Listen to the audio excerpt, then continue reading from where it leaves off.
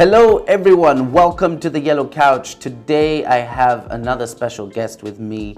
It's none other than the CEO of Swissport Tanzania Plc, Mr. Mrisho Yassin. Welcome, how are you today? Thank you so much. I'm doing very well. Good to have you here. Today we're going to talk about all things aviation, but we're also going to dig a little bit deeper behind the CEO of this large organization. But Mrisho, just to kickstart, for the benefit of our viewers who might not know Swissport so well, can you tell us a little bit about the organization?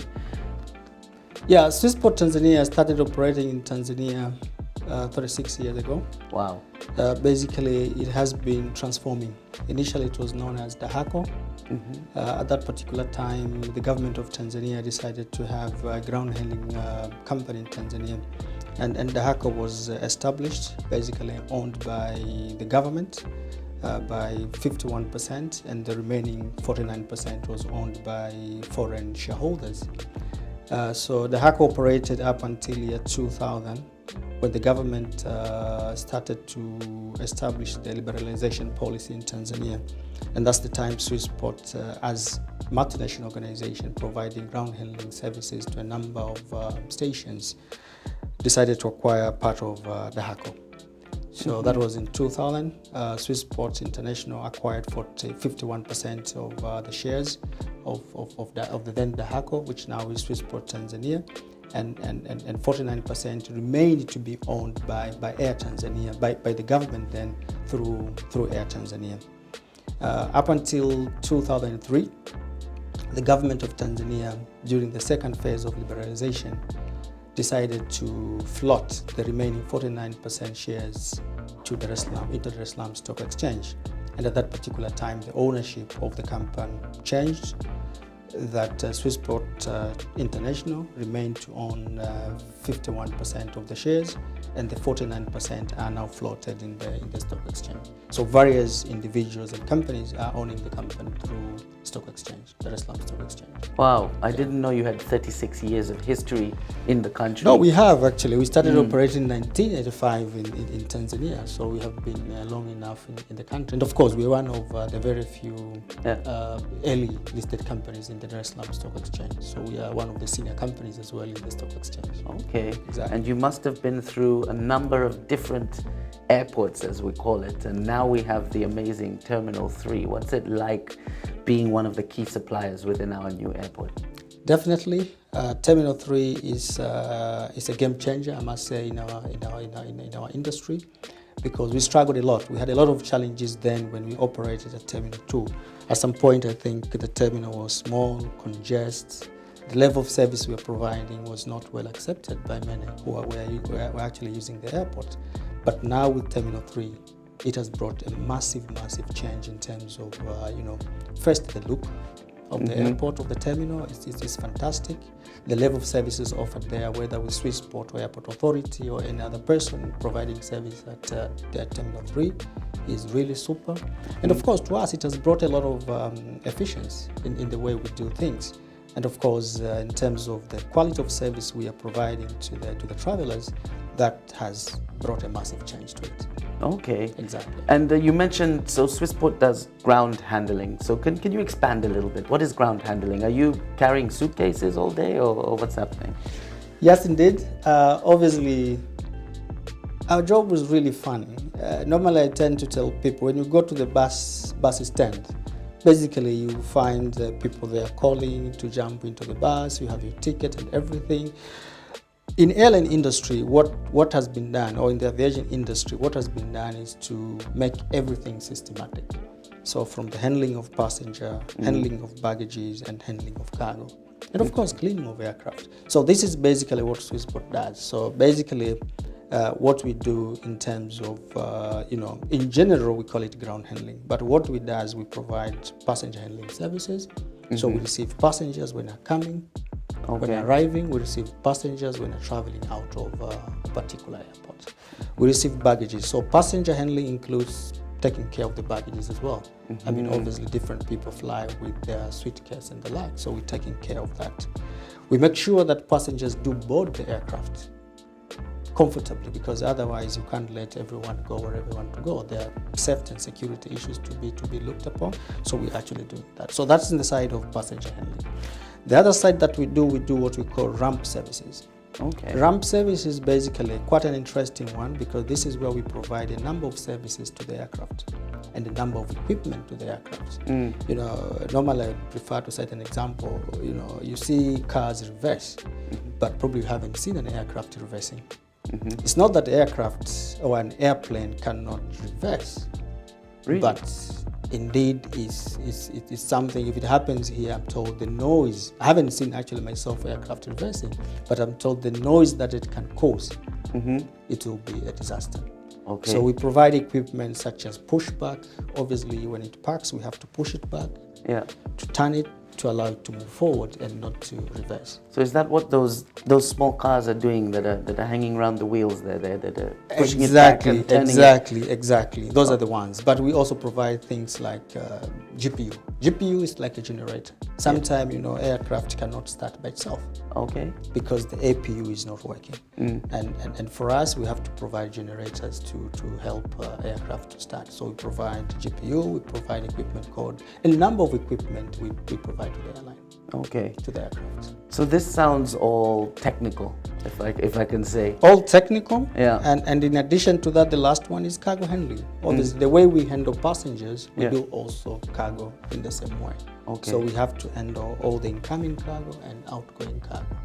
Okay. Until when they are, of course, either in the aircraft or taken by the owners of the cargo. Okay. When released, yeah. So the aviation industry, it's had a hard few years, I'm sure. One of those industries that's been impacted.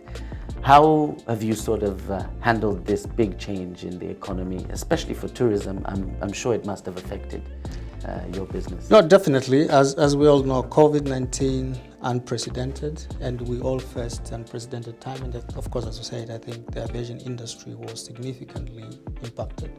I think almost all airlines had to park their aircraft, and we had no business at all. I must say we're very lucky to have Air Tanzania and to be the handler of Air Tanzania. At least we continued handling Air Tanzania during COVID-19. Yes. But a number of our international airlines had to stop. So basically, if I look at our activities divided into ground handling activities and cargo handling activities, our ground handling activities went down by almost 80%. Wow. So we only remained with 80% of our activities, while at least cargo remained afloat. And this is what we learned during the COVID pandemic, that despite the fact that people were not moving around, cargo was moving. Yeah. And at that time, despite COVID-19 challenges, we still handled 60% of our pre-COVID volume, which is a very, very good during that particular time. Yeah. So it was really tough. And I think just to put things into perspective, obviously before COVID, we had about 1,000 employees at Swissport as a company. Okay. During COVID, we went down up to the point we had 400 employees. Wow. So we had to send people home on furlough. We have to put people on unpaid leave. It was really, really difficult. And in the end, we had to retrench staff as well to be able to survive. Wow, that's not easy to go through. That must have been very difficult to handle in a stressful time as well. It wasn't because it was really tough. You can imagine retrenching over 200 staff in the business. It's crazy. Yeah. It was really crazy. Yeah. Really crazy. Wow, sorry to hear that. Sure. But let's look forward. And recently, if you've been following the aviation industry, we've heard of new trips or routes coming through. I've seen some in Kiev, I've seen some new airlines, Lufthansa, Air France coming to Zanzibar. Are you in all the airports across Tanzania, and how are you feeling about the future now of your industry? We're not at every airport in Tanzania. We're currently operating at Julius Nyerere International Airport and Kilimanjaro International Airport. Okay. But I fully agree. I mean, the future of the aviation is still there, especially in Africa. I mean, the future is still there. What we see now, and what I'm really happy about, is the rate of recovery from COVID-19. Of course, if you look now, I think around the globe, everyone is still at probably 60% of pre-COVID volume. Yeah. But as we speak today, for example, in Tanzania, our cargo business is 100% recovered from COVID-19. If you compare volume between now and 2019, And if I look at the ground handling of the aircraft, we are now at 75% recovery, which is, of course, a higher recovery rate compared to other parts of the country. Yeah. And you're very right. I mean, obviously, what I see now, again, is a shift of mind of the people visiting Tanzania.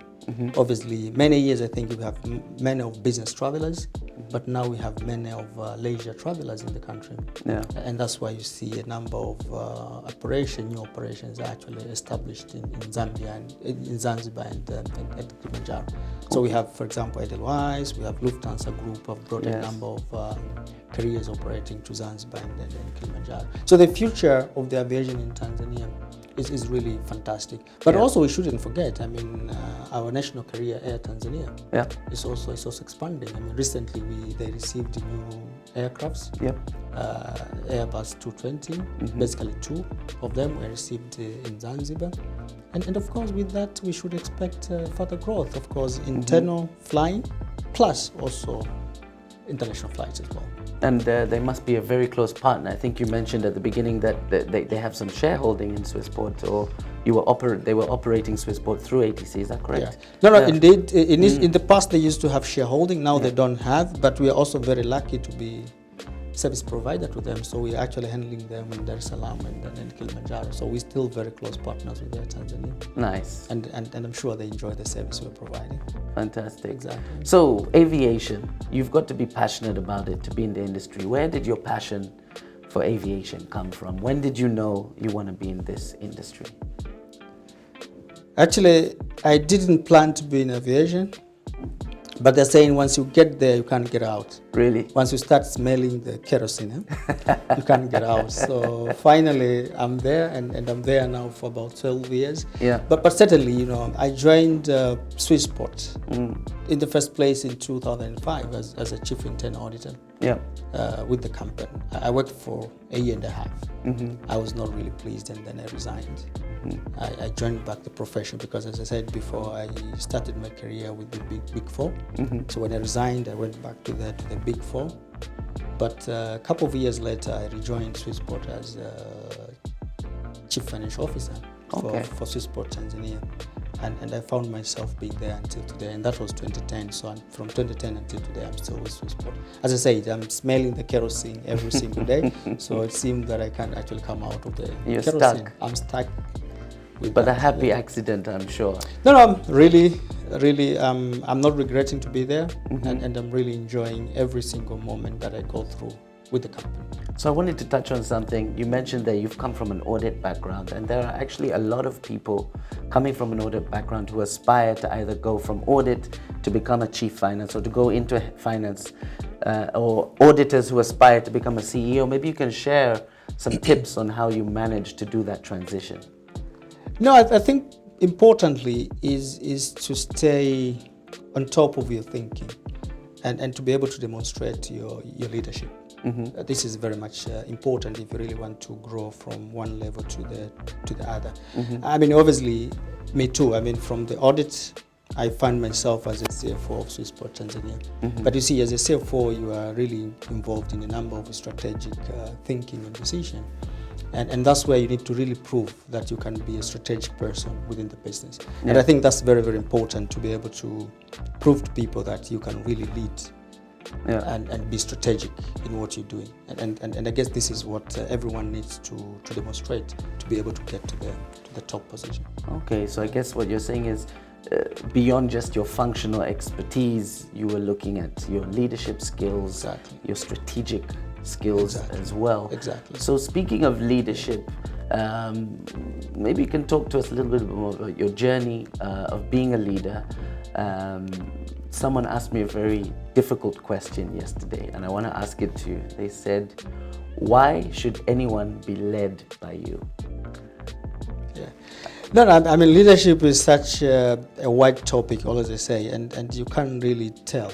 And you can't really define, but obviously leadership is about leading people.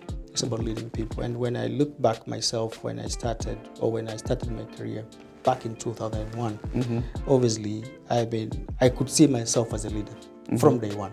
Okay. Why? Because I mean, in a group of 5 to 7 people you join together, and within a span of 6 months you are asked to lead them. Yeah. That sent me a signal to say I must have something different from what my colleagues had at that particular time. And I think importantly to me through my journey has been commitment of what I do and focusing on what I do, and delivering quality product whenever I'm asked to deliver of anything within the business. And I think because of that, I've been developing from one stage to the other, and I could see myself growing quite fast. Quite fast within the organizational ladders. And obviously, if today one is asking, I'll definitely say one, commitment is very, very important.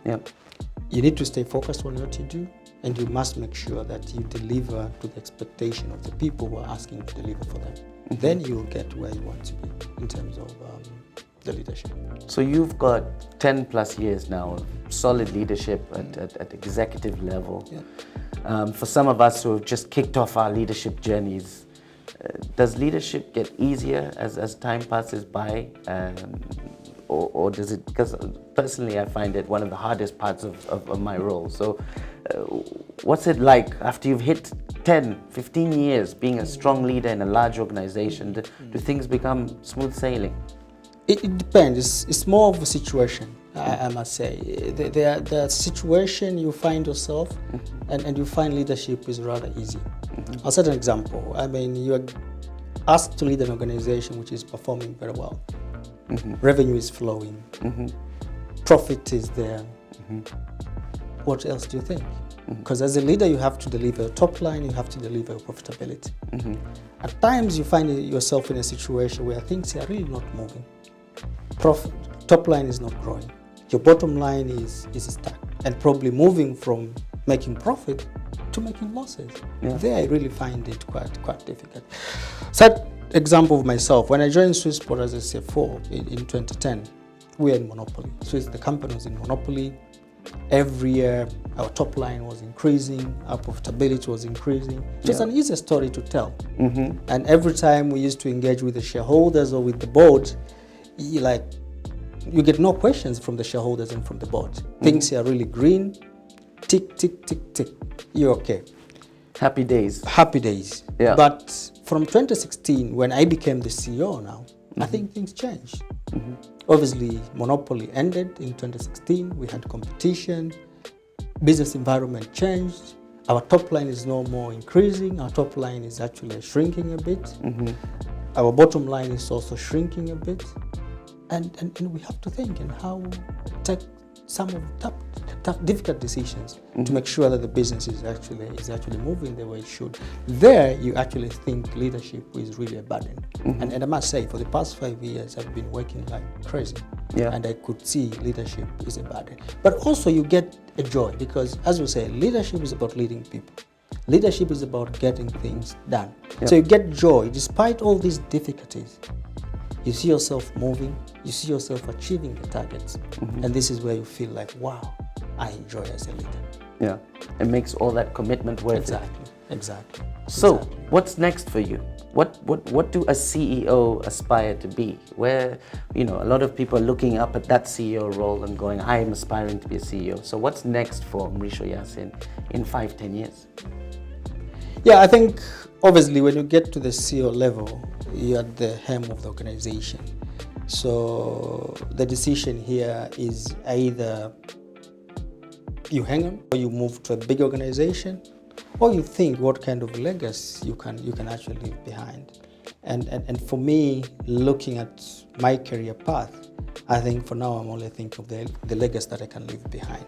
I mean, obviously we all know how difficult now the situation is with employment, the rate of unemployment that we have in the country and many other places. I think what I'm thinking now is to say, what kind of legacy I can leave behind for my family. Because I know, I'm the CEO today, but not everyone in my family can become a CEO. So I'm thinking of really, what can I do to make my family understand that, yes, Dad was a CEO. This is what I think. Okay, that's great. So in the spirit of getting to know you a little bit more deeper, we now move into our next section, the trivia section. Want to ask a few quick spitfire questions if you don't mind. What time do you wake up in the morning? I wake up 4:45. Wow, 4:45. 4:45 every single day. Wow. Whether Monday it's to Monday? Monday to Monday, exactly. Wow, congratulations. I Exactly. aspire to do that. Thanks. Coffee or tea? Coffee, Okay. Sugar and milk? yes. What is your most prized possession? Personal possession? Yeah, I think I'll say having a house. Yeah? That's something I'm really happy about. You built it yourself? I built it by myself. Yeah. Congratulations. Thanks a lot. Yeah.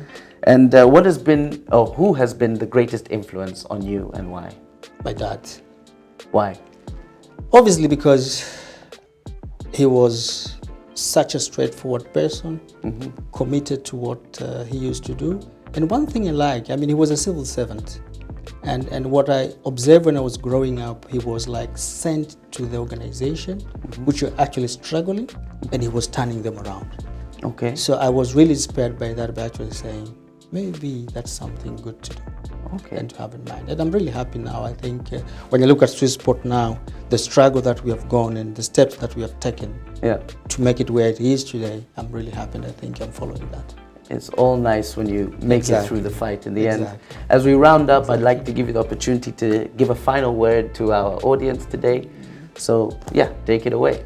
No, I'm really impressed to be here today with the Empower team on Yellow Couch. I think importantly, what we have to do in life, of course, we have to achieve what we want to achieve. Obviously, we must have our ambition well defined and make up a plan and strategies to see how we're achieving our ambition. This is what we have to do in life. Thanks a lot. Thanks, Mrisho. For those of you who are watching, please subscribe to the Yellow Couch. Let us know in the comments who you would like to see next. Thank you very much.